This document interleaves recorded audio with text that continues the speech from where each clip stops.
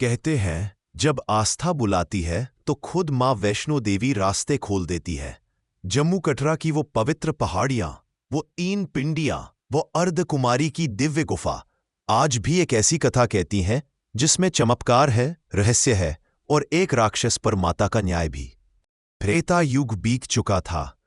धरा मां अधर्म के बोझ से डूब रही थी और तभी भगवती महाकाली, लक्ष्मी और सरस्वती की ऊर्जा से एक तेजस्वी कन्या जन्म लेती है, माता वैष्णो देवी।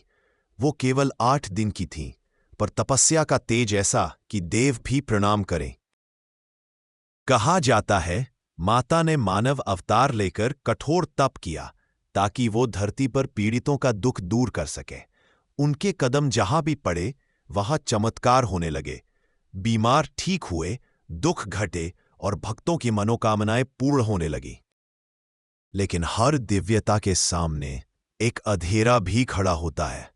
वहीं से शुरू होती है भैरवनाथ की कहानी। भैरवनाथ कोई साधारण राक्षस नहीं था।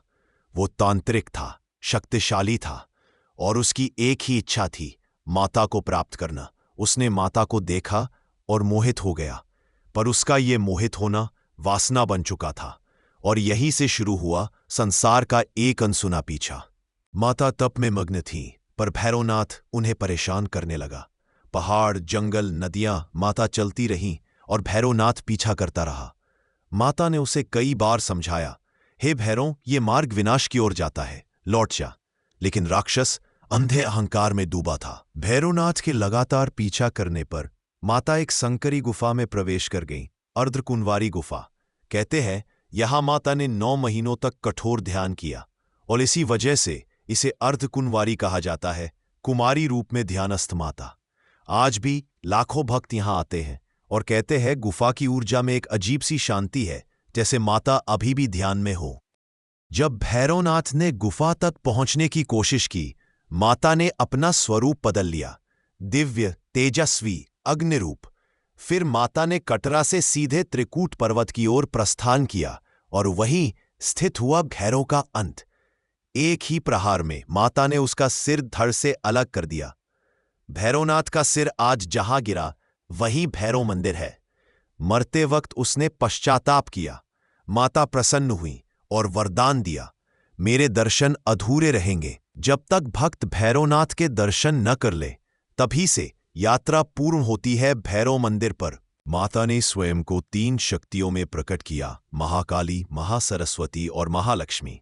यही 3 स्वरूप आज 3 पिंडियों के रूप में विराजमान हैं। कहते हैं इस गुफा में कोई मूर्ति नहीं रखी जा सकती, क्योंकि यहां शक्ति स्वयं प्रकट होती है। भक्त कहते हैं मां बुलाए बिना कोई नहीं आता। भवन के आसपास अनेक चमत्कारों की कहानियां हैं। किसी की जान बच गई, किसी की बीमारी हर गई, किसी का टूटा घर बस गया, किसी का बिखरा जीवन जुड़ गया।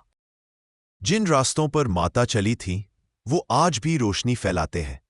कटरा से भवन तक हर कदम में भक्ति बसती है। हर मोड़ पर एक कहानी है और हर कहानी में माता की कृपा। ये सिर्फ एक यात्रा नहीं, ये आत्मा का जागरण है। जो एक बार माता के दरबार पहुंचा वो कभी खाली नहीं लौटा। जय माता दी।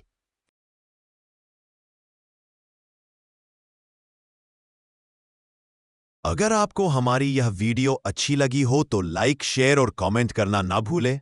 और हां, आपका एक सब्सक्राइब हमें आगे बढ़ने में बहुत मदद करता है। जय माता दी।